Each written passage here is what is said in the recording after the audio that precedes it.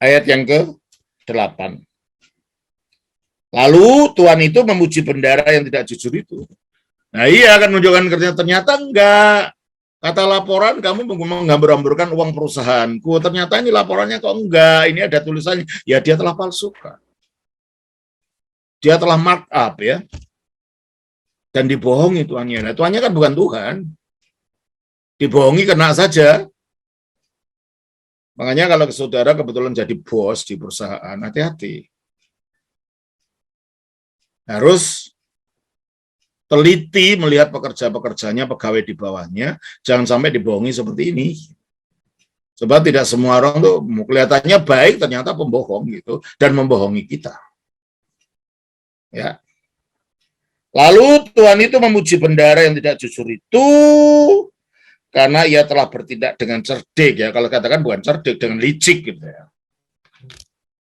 Bertindak dengan licik untuk menutupi dirinya, semua orang lain disuruh berbohong menutupi dirinya, semua orang lain setuju untuk dokumennya diubah, diganti baru.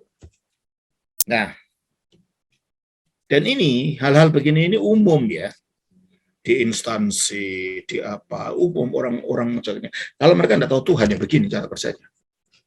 Makanya dikatakan, sebab anak-anak dunia ini lebih cerdik terhadap sesamanya daripada anak-anak terang. Nah, kalau anak-anak terang, orang yang percaya Kristus kan ada rasa takut, apalagi sekarang kita belajar ini. Menjaga hatinya supaya dia tahu ada bos yang lebih tinggi dari bos yang sekarang ada di dunia ini. Dan kalau sampai kita jatuh kepada tangan bos yang lebih tinggi ini, lebih ngeri hukumannya dari bos di dunia ini, gitu loh. Ya, makanya dia tidak mau berbuat licik kalau dia menghayati imannya.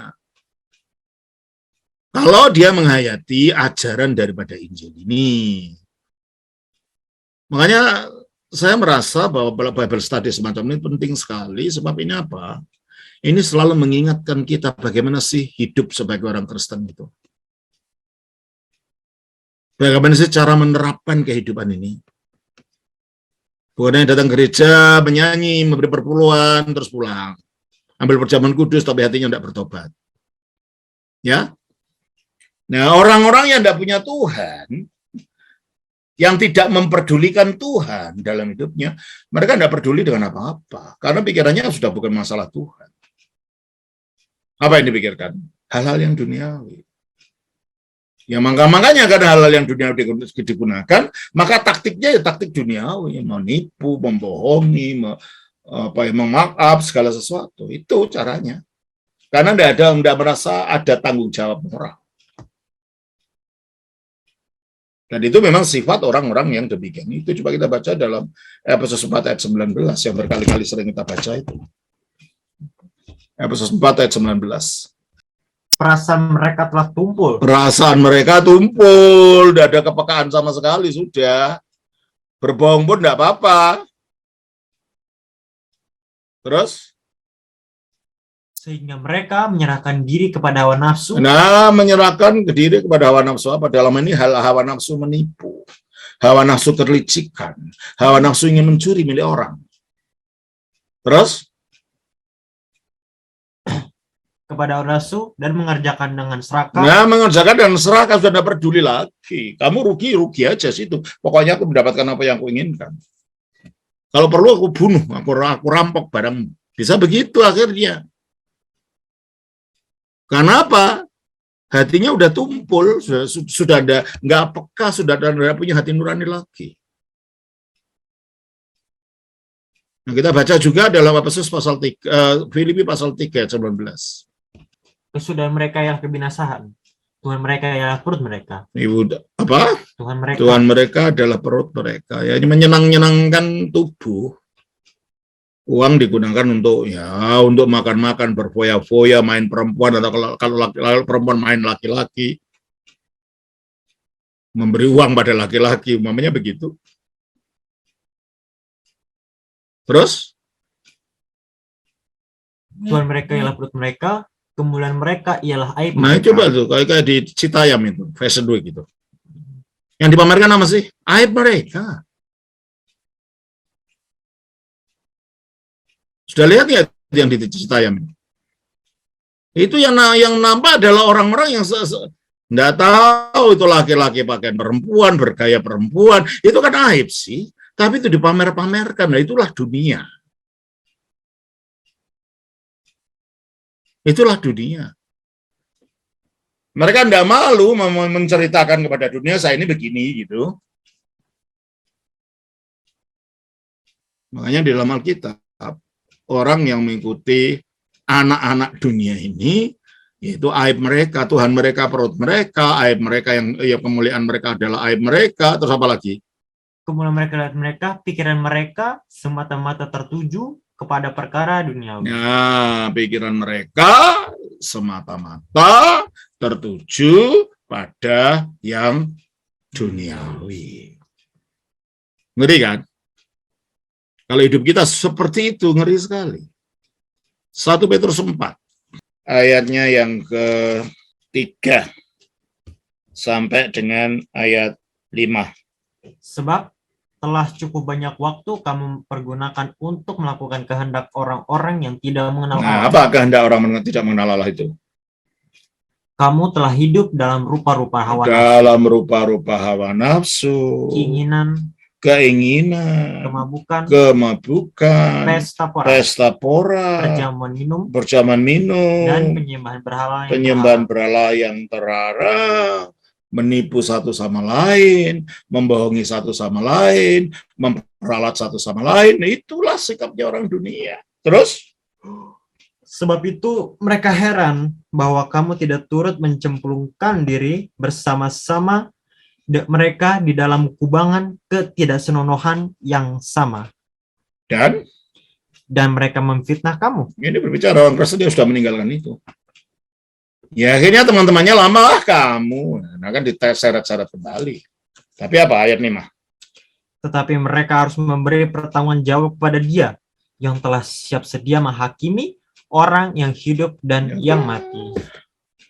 Kita harus mempertanggungjawabkan. Makanya ingat terus, semua yang kita lakukan, kita harus mempertanggungjawabkan. Itu berulang-ulang dalam kitab suci. Sehingga kita belajar untuk takut akan Allah. Dan kita tidak menggunakan kecerdikan anak-anak duniawi itu. Kelicikan malah. Ya tak? Terus. Jadi kalau orang-orang duniawi itu dengan kelicikannya menipu orang, untuk merampok milik orang, untuk memperalat orang, supaya mendapatkan apa yang diinginkan dari miliknya orang, yang bukan haknya, maka berbalik dengan anak-anak terang. Ayat yang ke-9.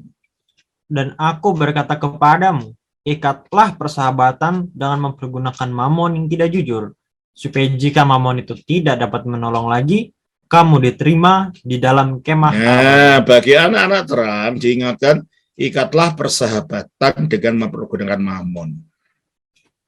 Anak-anak duniawi menggunakan mamon menciptakan permusuhan, kan gitu, bukan mengikat persahabatan. Ya seperti pegawai tadi, membohongi tuannya demi mamon. Mamon itu harta benda dan uang. Nah orang Kristen sebaliknya. Ikatlah persahabatan, artinya apa? Berbuat baik pada orang, menjadi sahabat. Dengan apa? Dengan mempergunakan mamon. Mamon itu harta benda, uang atau apa saja. Kalau kita kebetulan diberkati Tuhan dengan yang berlebih, gunakan kelebihannya itu untuk mengikat persahabatan. Contohnya apa? Orang kekurangan kita tolong, itu membuat persahabatan. Dan kalau kita memang uang berlebihnya melimpah, umpamanya ada kampung yang tidak ada airnya di sana, nah kita biayain bikin sumur.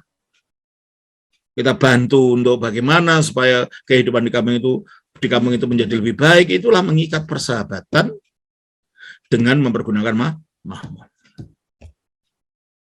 Ada teman kita yang membutuhkan, kita tidak pelit. Kalau kita punya, kita bantu. Kita mengikat persahabatan dengan mempergunakan mamon. Bukan menciptakan permusuhan karena mamon. Itu orang licik itu. Ya. Ikatlah persahabatan dengan mempergunakan mamon yang tidak jujur. Harta benda itu kan tidak jujur sifatnya. Kita harapkan kita main saham, ternyata pasar anjlok, kita merugi. Padahal dalam harapan kita akan mendapatkan uang banyak melalui itu. Lo kok anjlok lah, kan tidak jujur. Kita berusaha, wah usahanya maju. Tiba-tiba pasar mengalami goncang. Perusahaan kita ambruk juga, lo nggak jujur kan mamonnya. Tidak memberikan apa yang dijanjikan. Janjinya apa? Untuk mendapatkan mendapatkan untung yang banyak, ternyata rugi. Kita bikin toko, bikin untuk membuat satu perusahaan, ternyata kebakaran, hilang uangnya, mamonnya tidak jujur. Jadi harta benda itu sifatnya tidak menentu, maka dikatakan tidak jujur. 1 Timotius 5 ayat 17. Ayat 17 kalau gitu. Peringatkanlah kepada orang-orang kaya di dunia ini agar mereka jangan tinggi hati dan jangan berharap pada sesuatu yang tidak tentu seperti kekayaan. Nah, sesuatu yang tidak tentu seperti kekayaan. Maka dikatakan mamon itu tidak jujur. Karena tidak menentu, janjinya tidak bisa dipegang. Ya. Nah, makanya gunakan mamon yang tidak jujur ini untuk mengikat persahabatan, bukan untuk kepentingan diri kita sendiri saja. Mengapa? Supaya jika mamon itu tidak dapat menolong lagi, kapan mamon tidak bisa menolong? Saudara, kapan mamon itu tidak bisa menolong? Kapan? Ya kalau kita mati, seperti yang dikatakan Open tadi. Biarpun kita punya uang triliunan di bank di Swiss atau di Singapura, dari mana? Kalau kita mati,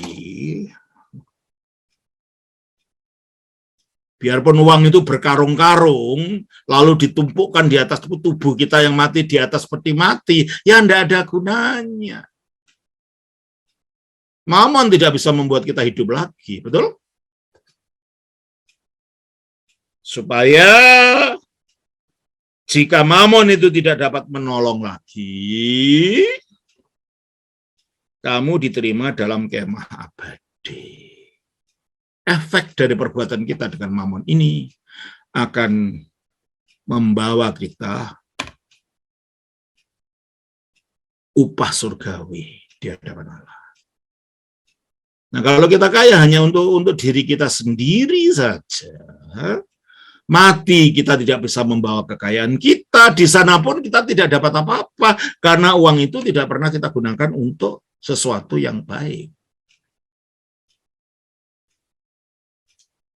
Makanya ketika kita punya, ya jangan kikir.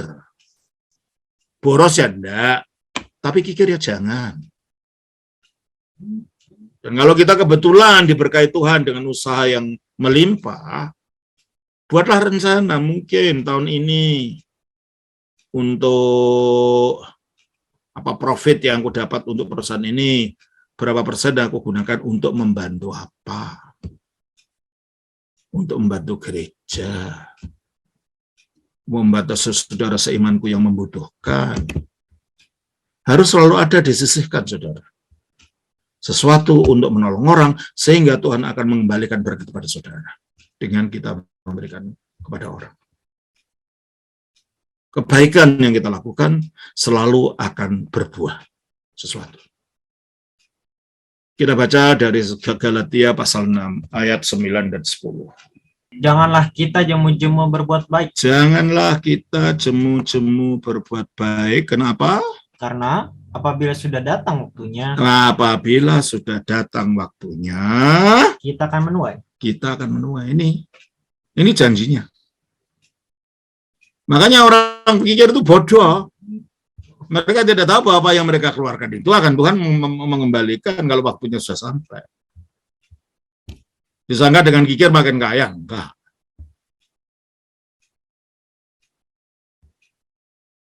Saya pribadi ini loh, ya dapat rezeki dari sana sini ya.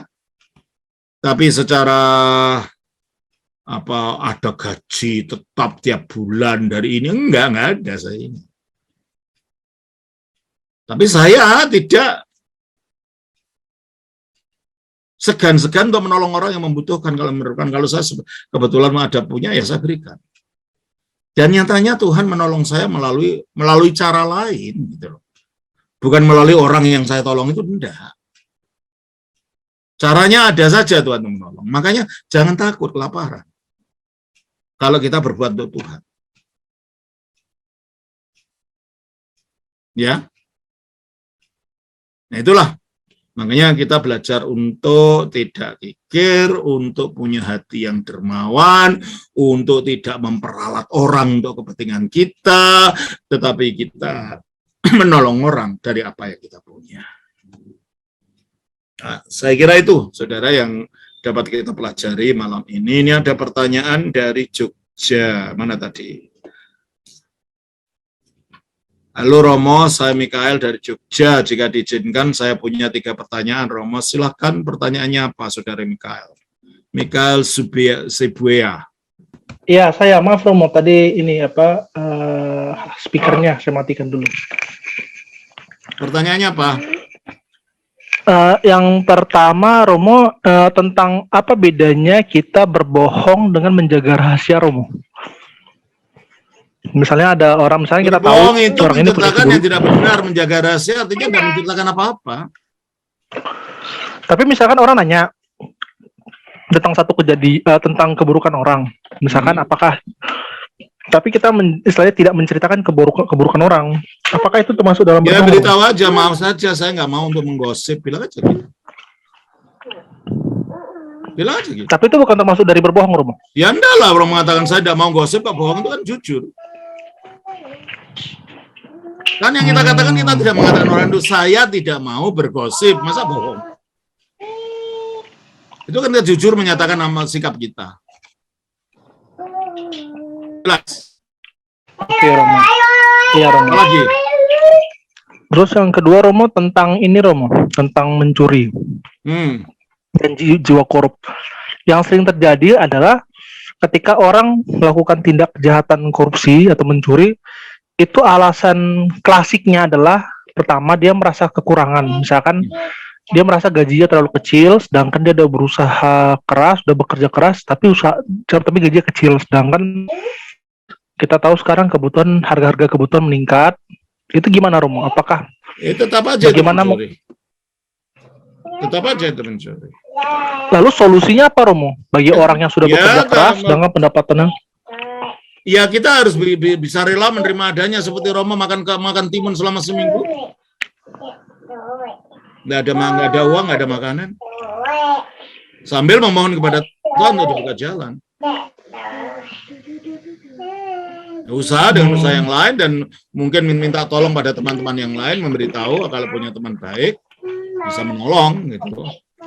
Makanya harus berbuat baik pada orang supaya orang itu juga berbuat baik pada kita.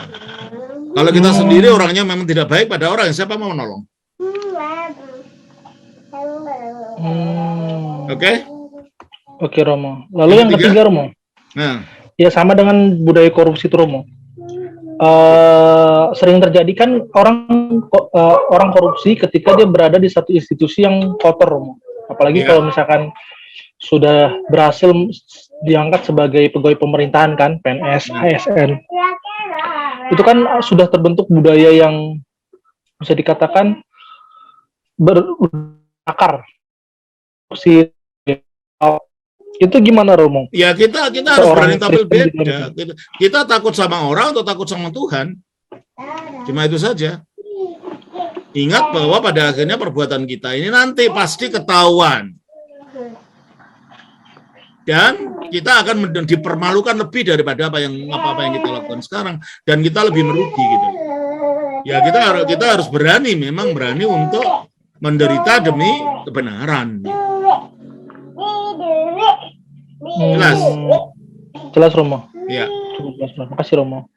Baik, sekarang ada pertanyaan yang kedua dari Ibu Maria Silvia. Izin bertanya, apakah pengertian cerdik yang dikatakan Tuan Bendara itu dalam hal ini sama dengan kata cerdik yang disebutkan Tuhan Yesus dalam Matius 10:16? Coba kita bandingkan dulu ayatnya, Lukas 16 ayat 8.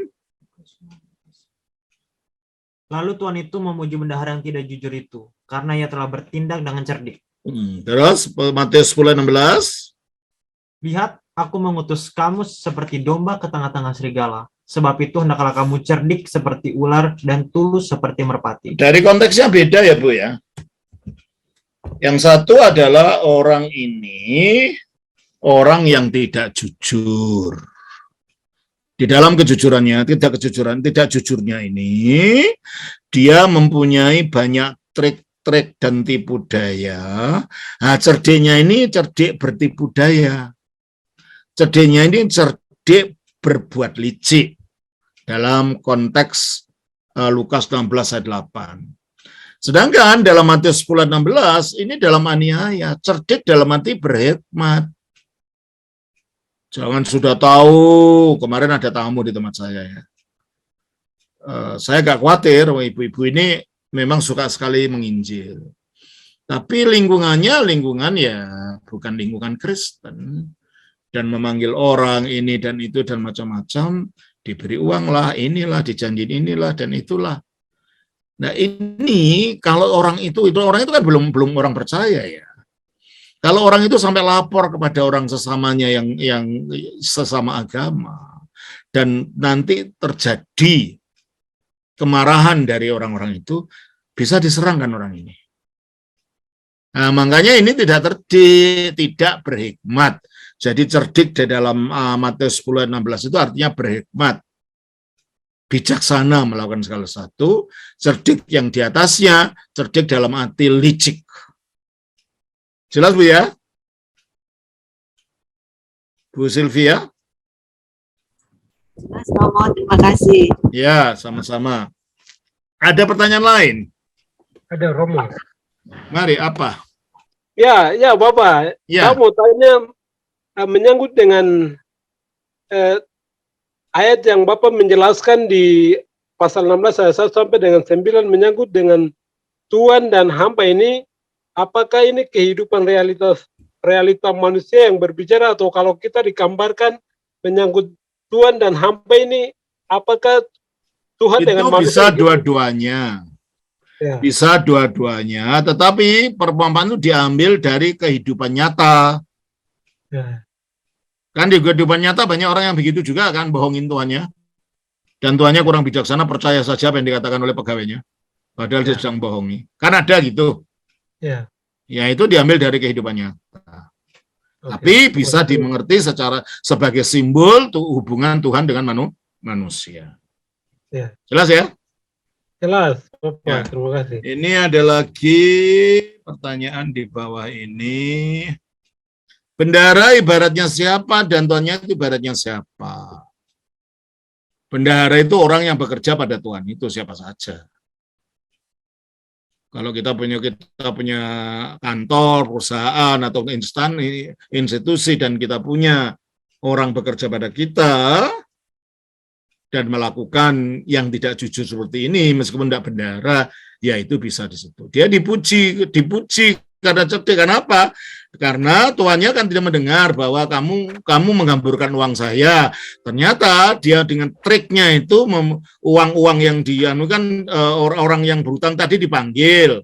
Yang 100 suruh ngaku 50, yang 80 suruh ngaku berapa, sehingga akhirnya menurut dokumen baru yang dibuat itu, tuannya melihat, oh dia ternyata nggak menghambur-hamburkan. Lah, yang membuat orang tuannya percaya sama dia dengan kebohongan itu adalah kecerdikannya atau kelicikannya, sehingga tuannya percaya orang ini memang orang yang cerdik. Cerdik dalam arti cerdik mengelola uangnya, gitu ya. Sudah Pak Franco? Oke, saya kira ya, terima kasih Romo. Ya, sama-sama. Oke. Saya kira itu saja untuk malam ini, saudara-saudara ya. Tuhan memberkati. Shalom.